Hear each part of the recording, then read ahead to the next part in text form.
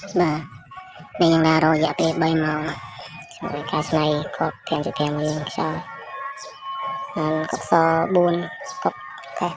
5ទៅបានកុកស5ណាតែបានត្រូវហើយវាអត់តងាប់ខ្ញុំឃើញថាវាទុកគីឡូវាងាប់បានមកផ្លែតហាលទៅវិញបាត់ស្ដាយដល់ហើយមិនតាមវាស្រែ